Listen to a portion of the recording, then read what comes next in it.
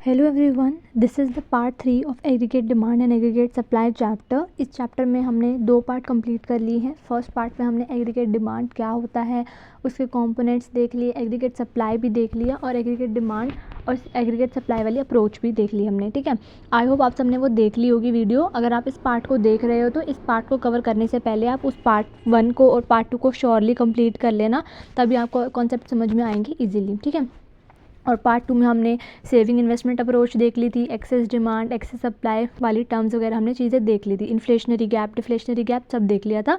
This is the part 3। इस part में पहले कुछ बेसिक टर्म्स करने वाले हैं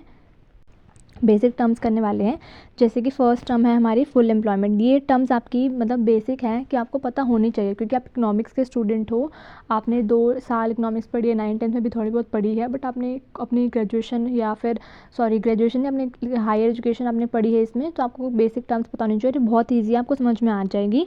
आपसे क्वेश्चन ऐसा आ जाता है कई बारी, लाइक फ्रिक्शनल अनएम्प्लॉयमेंट क्या होता है, स्ट्रक्चरल अनएम्प्लॉयमेंट क्या होता है, वॉलंटरी अनएम्प्लॉयमेंट क्या होता है।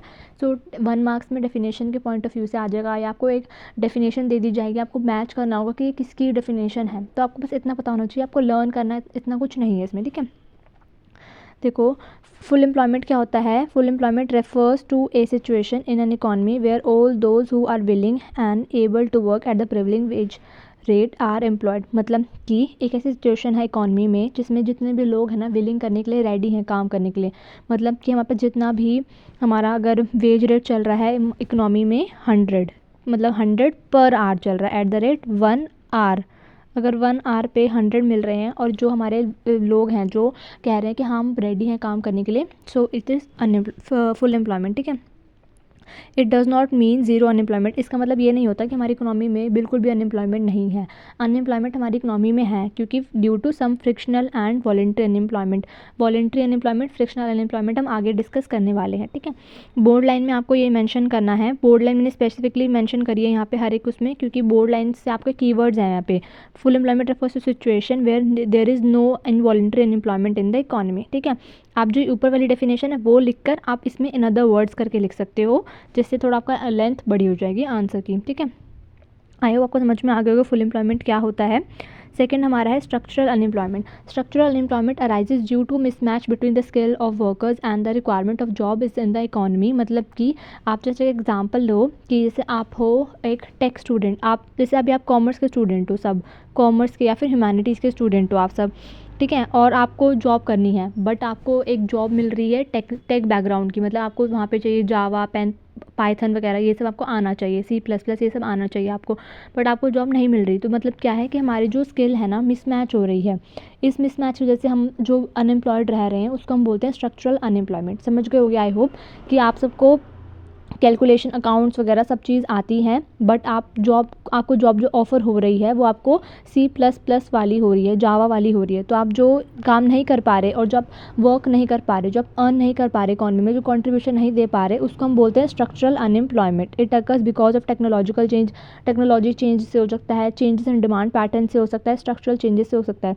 एग्जाम्पल है इसमें a worker trained in the old machinery loses job due to automation. मतलब एक एग्जाम्पल ये है कि एक पर्सन है, उसने सारा काम सीखा है ओल्ड ट्रेडिशनल मेथड से, बट अब हमारे यहाँ पे AI, अब डिफरेंट मेथड्स आ गए, हर एक चीज़ डिफरेंट हो गई, तो जो अब वो काम करने के लिए उसको रख नहीं रहे, तो ये हो गया हमारा स्ट्रक्चरल अनएम्प्लॉयमेंट। ठीक है, यहाँ पे मैंने बोर्ड लाइन दे रखी है। Structural unemployment occurs due to structural changes in the economy which create a mismatch between skills and job requirement. अब आप लेटेस्ट एग्जांपल देख लो कि जो हमारे जो पेरेंट्स हैं या हमसे हमारे जो ग्रैंड पेरेंट्स हैं, वो सब ने काम जो सीखा है वो उन्होंने ट्रेडिशनल मेथड से सीख रखा है सब कुछ, बट आज के टाइम में हमारा AI आ गया, कितने सारे वो टूल्स आ गए हैं हर एक चीज़ को सिंपल करने के लिए, तो उनको नहीं पता ये सब चीज़, टेक्नोलॉजीज़ वगैरह नहीं पता, और आज वो इतना इस टेक्नोलॉजीज़ के बीच में तो सर्वाइव करना उनका ईजी नहीं है। सर्वाइव इन द सेंस उनको चलाना नहीं आता, वो सब चीज़ टूल्स वगैरह नहीं आते, तो ये एक मिसमैच है। ठीक है, आई होप आपको समझ में आ गया, मैंने बहुत ईजी एग्जांपल में बहुत ईजी लैंग्वेज में आपको समझाया है। ठीक है, थर्ड हमारा है frictional unemployment. Frictional unemployment is temporary unemployment that occurs when workers are in between jobs और are searching for better job. मतलब कि जो हमारी अनएम्प्लॉयमेंट होती है कि मैं एक बेटर पोजीशन के लिए जॉब देख रही हूँ और उस बीच को देखते देखते मैं जो काम नहीं कर रही हूँ, इकोनॉमी में कंट्रीब्यूशन नहीं कर रही हूँ, उसको हम बोलते हैं फ्रिक्शनल अनएम्प्लॉयमेंट। ये हमारा शॉर्ट टर्म होता है, वॉलंटरी इन नेचर होता है, like a person leave one job and is searching for another. ठीक है, बोर्ड लाइन आप देख लेना, frictional unemployment is due arises due to normal labour turnover and job search process, ठीक है। फिर हमारा है वॉलंटरी अनएम्प्लॉयमेंट, मतलब जो खुद से विलिंग नहीं है काम करने के लिए प्रिवलिंग वेज रेट पे, मतलब कि 100 हमने देखा 1 आवर का वेज रेट है आपका, बट मैं या कोई भी XYZ पर्सन बोलता है कि भाई मैं 100 पे तो काम करना ही नहीं चाहता, मैंने इतनी पढ़ाई कर रखी है, मेरे पास इतनी स्किल्स है, तो मैं 150 डिमांड करता हूँ या करती हूँ। तो वो हमारा जो वॉलंटरी है ना, जो खुद से नहीं काम करना चाह रहा, वॉलंटरी का मीनिंग होता है खुद से काम ही नहीं करना, उसको हम बोलते हैं वॉलंटरी अनएम्प्लॉयमेंट, ठीक है। Even though work is available, जब काम अवेलेबल है बट स्टिल, ठीक है। रीजंस में include dissatisfaction with the wages, preference for leisure, मतलब मैं चाहता हूँ मेरे को इतना रेस्ट के लिए काम चाहिए, पर्सनल रीजंस भी हो सकते हैं, वही पर्सनल रीज़न यही हो गया मैंने क्वालिफिकेशन इतनी कर रखी, मैं इतने कम रेट पे काम करना ही नहीं चाहूँगा, ठीक है। यहाँ पे नीचे देख के bold line, voluntary employment arises when a person choose not to work at the current wage rate, ठीक है।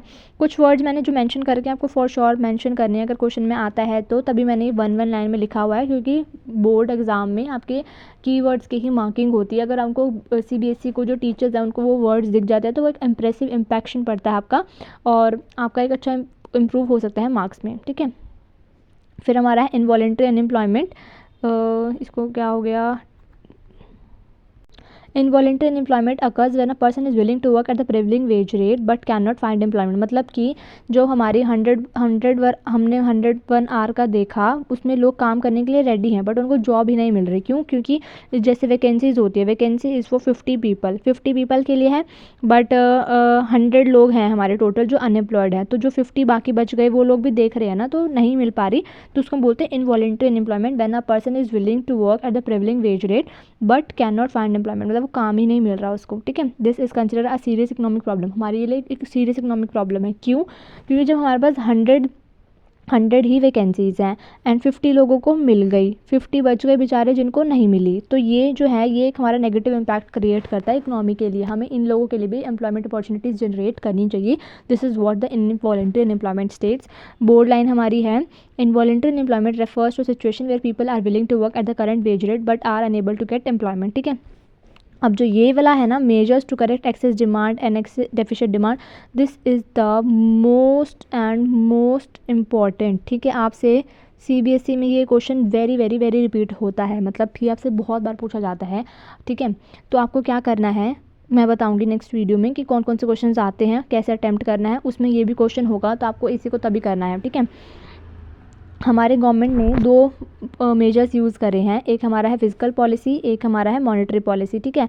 ये दो मेजर्स यूज़ करे हैं इन एक्सेस डिमांड को, डेफिशिएंट डिमांड को करेक्ट करने के लिए। एक्सेस डिमांड हमने प्रीवियस वीडियो में देख लिया था पार्ट 2 में, अगर आपको समझ में आ ही गया होगा आई होप, क्योंकि मैंने बहुत सिंपल ईजी वे में कराया, 2-3 बार रिपीट कर करके करा है। अभी मैं दोबारा बता देती हूँ। एक्सेस डिमांड क्या होता है, जब हमारी इकॉनमी में एग्रीगेट डिमांड ज़्यादा होता है एग्रीगेट सप्लाई से, इस वजह से हमारा इन्फ्लेशन आ जाता है इकनॉमी में, इस वजह से हमारा इन्फ्लेशनरी गैप भी आ जाता है। तो वही है हमारा कि जब हमारा एक्सेस डिमांड हो जाता है तो हमारी इकॉनमी कैसे उसको करेक्ट करती है एक्सेस डिमांड को, ठीक है। तो दो मेजर्स हमारे, एक हमारा फिजिकल मेजर, एक हमारा है मॉनेटरी पॉलिसी वाला, ठीक है।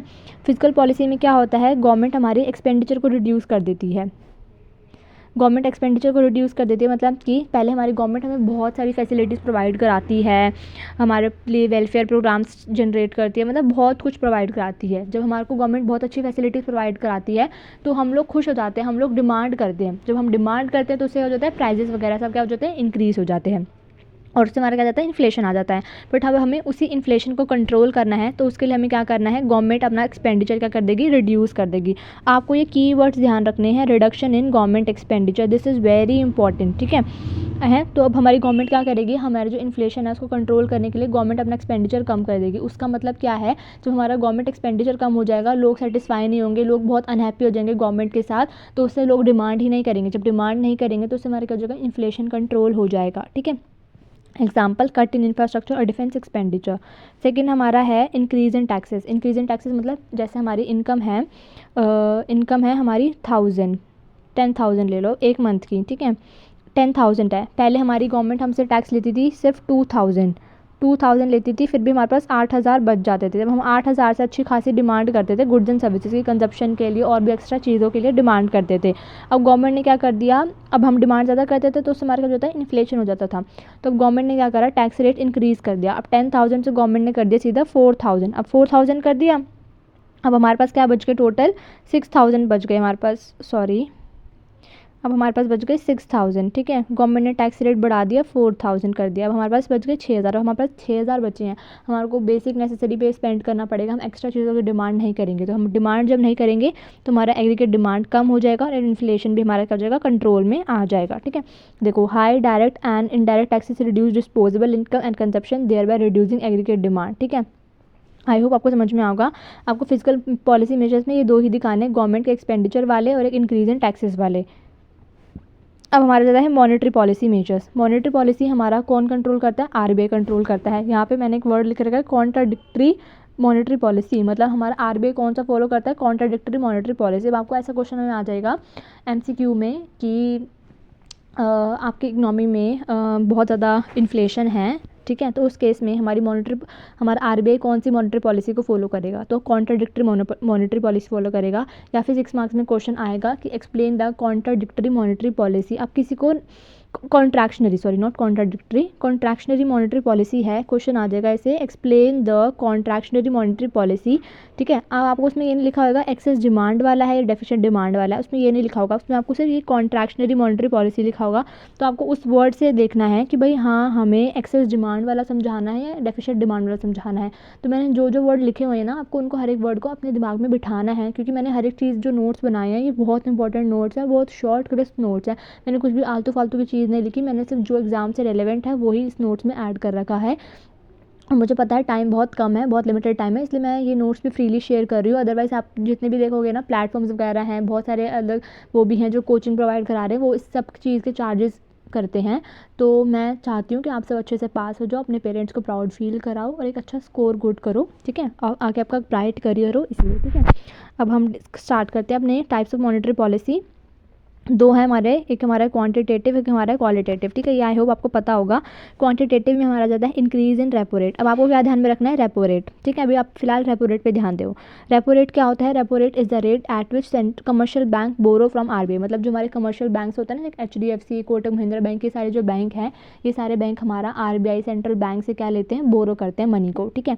जब हमारी इकॉनमी में एक्सेस डिमांड है ना, तो उस केस में हमारा आरबीआई क्या करेगा, जो रेट है ना, जिस अमाउंट पे वो देते हैं लोन, वो इंक्रीज़ कर देगा। मैंने देखो स्टेप वाइज लिखा हुआ है ये सारी चीज़ें।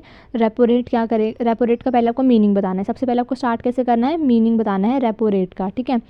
मीनिंग, रेपो रेट क्या होता है, ठीक है, इसका मीनिंग बताया। फिर आपने बताया कि आरबीआई इंक्रीज़ करेगा रेपो रेट, क्यों, क्योंकि इससे क्या हो जाएंगे, लोन हमारे क्या हो जाएंगे, एक्सपेंसिव हो जाएंगे। पहले वो देता था 10,000 में, ठीक है, लोन देता था, जितना भी इंटरेस्ट रेट पे 2% के इंटरेस्ट रेट पे देता था।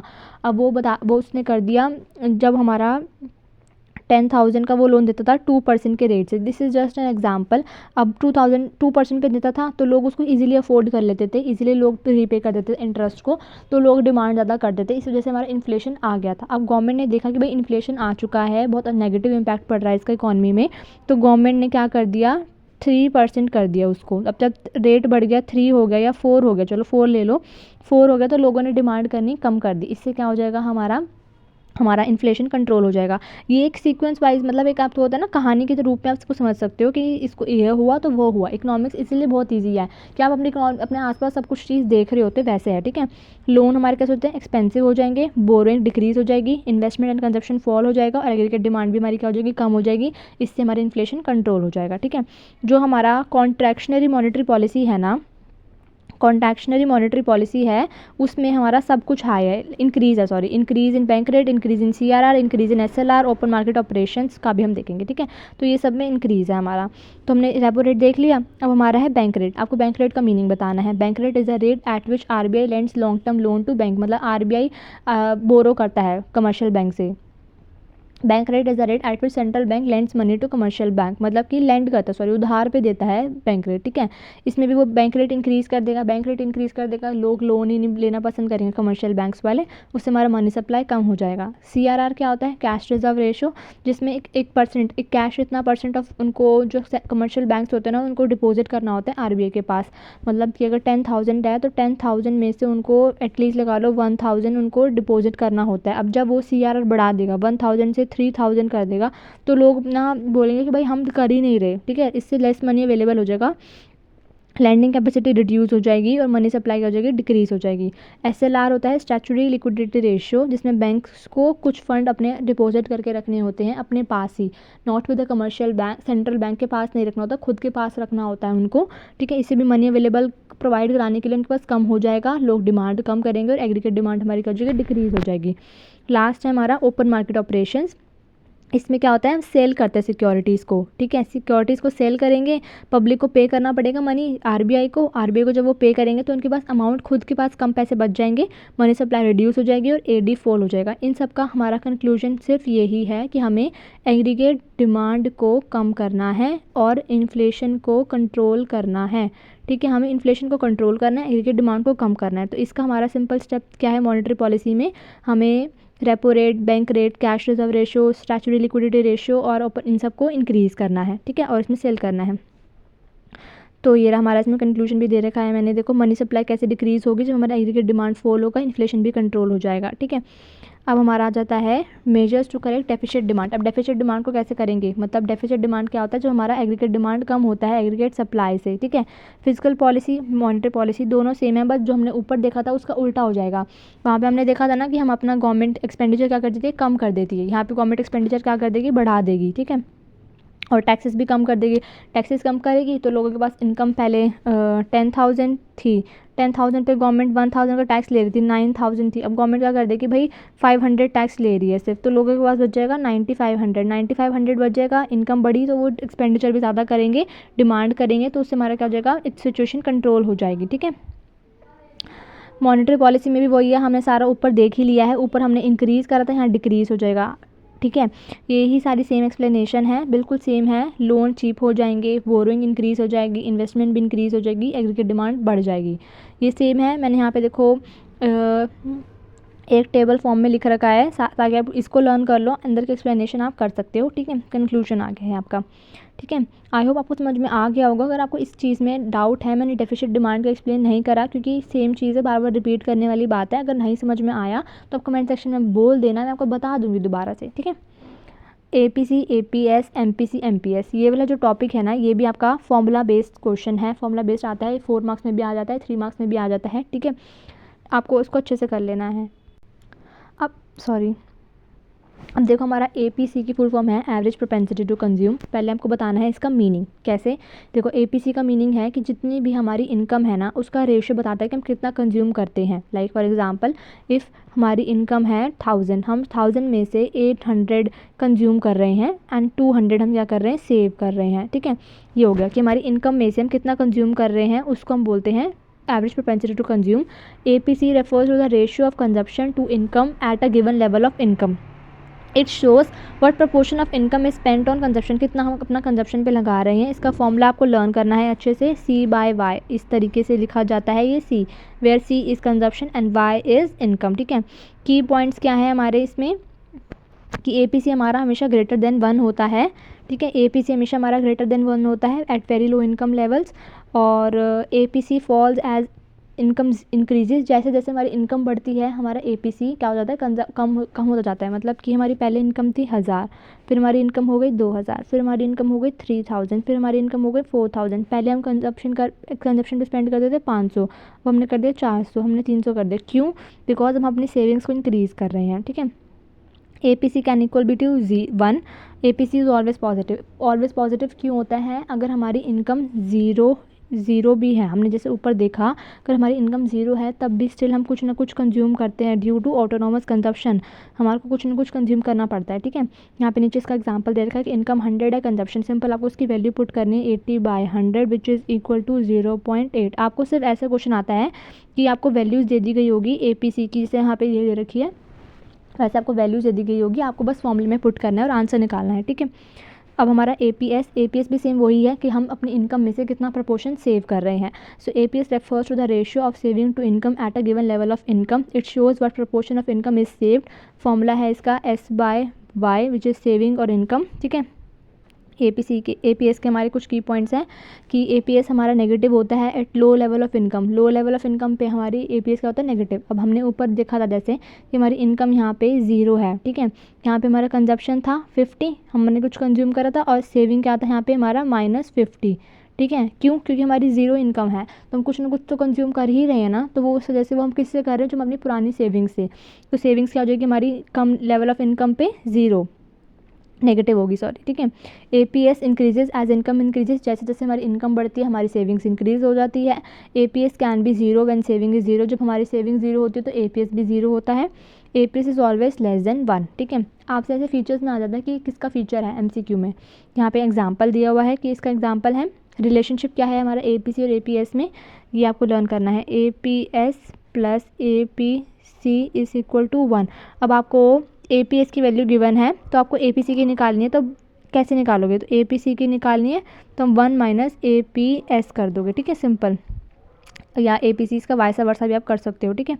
फिर हमारा है मार्जिनल प्रोपेंसिटी टू कंज्यूम, मतलब कि जैसे जैसे हमारी इनकम में चेंज होता है वैसे ही हमारा कंजप्शन में कितना चेंज हुआ है, ठीक है। MPC refers to the ratio to change in consumption to change in income, कि हमारी इनकम के चेंज होने से हमारे कंजप्शन में कितना चेंज हुआ है। इसका फॉर्मूला है ये delta C by delta Y, इसको हम डेल्टा बोलते हैं, ठीक है, या फिर चेंज बोल दो, ठीक है। इसका फॉर्मूला है एमपीसी हमारा हमेशा पॉजिटिव होता है। MPC is less than 1 but greater than 0, मतलब एमपीसी हमारा 0 से 1 के बीच में ही लाई करता है, ठीक है, 0 to 1 के बीच में लाई करता है। MPC remain constant in short term, short term में वो कांस्टेंट रहता है। और एमपीसी हमारा डिटरमाइन करता है मल्टीप्लायर इफेक्ट, जिसका हमारा फॉर्मूला है 1/1 माइनस एमपीसी, ये हमारा मल्टीप्लायर इफेक्ट है इसका, ठीक है। ये मैं नेक्स्ट वीडियो में कराऊंगी इन्वेस्टमेंट मल्टीप्लायर, तो मैं आपको इसका डिस्कस करूंगी सारा। एग्जाम्पल दिया हुआ है इसका। लास्ट है हमारा मार्जिनल प्रोपेंसिटी टू सेव, वही है कि हमारी इनकम के चेंज होने से हम सेविंग्स में कितना चेंज कर रहे हैं, उसको हम बोलते हैं मार्जिनल प्रोपेंसिटी टू सेव। इसका फॉर्मूला है सेविंग्स में चेंज होने, मतलब कि हमारे इनकम के चेंज होने से हमारा सेविंग में कितना चेंज हो रहा है, उसको हम बोलते हैं मार्जिनल प्रोपेंसिटी टू सेव। की प्रॉपर्टी क्या है, एमपीएस हमारी हमेशा पॉजिटिव होता है, एमपीएस इज़ लेस देन 1 होता है, MPS is the complement of MPC, मतलब कॉम्प्लीमेंट है ना, अगर एमपीसी गिवन है तो हम एमपीएस निकाल सकते हैं, या फिर एमपीएस गिवन है तो हम एमपीसी निकाल सकते हैं, ठीक है। MPS remain same in constant in short term, ठीक है। एग्जाम्पल दिया हुआ है, और वही जैसा हमारा एपीसी और एपीएस में रिलेशनशिप था वैसे ही हमारा इसमें रिलेशनशिप है, ठीक है। ऐसे आपको वैल्यूज़ गिवन होंगी, आपको आइडेंटिफाई करना होगा कि क्या हमारा अदर की वैल्यूज़ निकल कर आ रही है। आई होप आपको इस वीडियो में समझ में आ गया होगा। इस वीडियो में आपका मोस्ट इंपॉर्टेंट पार्ट जो था वो यही था कि measures to correct excess demand and deficit demand, ये दोनों आपको आने चाहिए। और ऊपर मैंने एक चीज़ देखी थी कि हाँ, मैंने यहाँ पे देखो लिखा था ना, ये contractionary monetary policy excess demand के केस में, तो मैं यहाँ पे ना मैं यहाँ पे लिखना भूल गई थी, measures to control deficit demand. Deficit demand में वहाँ पे ऊपर एक्सटेंशनरी था, कॉन्ट्रैक्शनरी था, यहाँ पे हमारा एक्सपेंशनरी है, एक्सपेंशनरी, ठीक है, ये आप ध्यान में रख लेना, एक्सपेंशनरी है यहाँ पे। ऐसे आपका ऊपर कॉन्ट्रैक्शनरी क्या आता है तो यहाँ पे एक्सपेंशनरी भी आ सकता है, तो आपको ये सारा एक्सप्लेन करना है, ठीक है। आई होप आपको समझ में आ गया होगा ये सारा कंटेंट, और बताना आपका रिव्यू कैसा, कि आपको समझ में आ रहा है नहीं आ रहा है, या मेरे को जो कुछ इम्प्रूवमेंट करने की नीडेड है, या वो क्या जो भी आपका सजेशंस है वो भी आप कमेंट सेक्शन में बता सकते हो मुझे। और ये वाला जो पार्ट है एपीसी एपीएस एमपीसी वाला, ये सारे के फॉर्मूलाज आपको अच्छे से लर्न कर लेने हैं। इसमें आपको 3 चीज़ याद रखनी है, एक तो आपको लर्न करना है मीनिंग, एक फॉर्मूला और एक की पॉइंट्स, ठीक है। बस ये 3 चीज़ें लर्न करनी है हर एक चीज़ की, एपीसी की, एपीएस की, एमपीसी और एमपीएस की, ठीक है। और जो ये वाला क्वेश्चन है हमारा, ये वाला देखो, measures to correct deficient demand, उसमें भी आपको क्या लर्न करना है, फिजिकल पॉलिसी के मेजर्स लर्न करने हैं और इनके एक्सप्लेनेशन। मॉनेटरी पॉलिसी जो आएगा ना उसमें आपको क्या करना है, पहले आपको रेपो रेट का मीनिंग बताना है, फिर आपको बता देना है कि हमें इंक्रीज़ करना है या डिक्रीज़ करना है, और रीज़न दे देना है सिंपल कि हम ऐसा करेंगे तो चीपर हो जाएगा ये करके। और ऐसे जैसे पॉइंट्स में मैंने लिखा है ना, ऐसे आपको पॉइंट्स में लिखना है। आपको इतने वन वर्ड, यहाँ पे मैंने 3 वर्ड्स लिखे हैं, आपको 3 वर्ड्स नहीं लिखना, आपको कम से कम 2 लाइन लिखनी है, क्योंकि आपका पेपर है, ठीक है। यहाँ पे मैंने कीवर्ड्स लिखे हैं, आपको 2 लाइन लिखनी है हर एक की, एक ऐसे कर दिया, फिर दूसरा, फिर इसके पॉइंट, फिर ऐसे तीसरा, ऐसे आपको करना है, ठीक है। ये हो गया। अब हमारा लास्ट पार्ट बचता है इन्वेस्टमेंट मल्टीप्लायर, वो भी मैं कवर करा दूंगी, बट इससे पहले मैं आपको कल नेक्स्ट वीडियो में मैं मोस्ट इंपॉर्टेंट क्वेश्चंस लेकर आने वाली हूँ ADES वाले चैप्टर की, और मैं आपको उसके आंसर्स भी प्रोवाइड कराऊंगी और आपको बताऊंगी कैसे आपको उन क्वेश्चंस को अटैम्प्ट करना है। बस आपको क्या करना है, इन वीडियोज़ को अच्छे से समझना है, अंडरस्टैंड करना है, और इनके बहुत शॉर्ट आपको सिर्फ हेडिंग्स लिखनी है अपने माइंड में बिठाने के लिए, और अपने फ्रेंड्स के साथ शेयर करना, मेरे चैनल को सब्सक्राइब करना, शेयर करना। Thank you so much.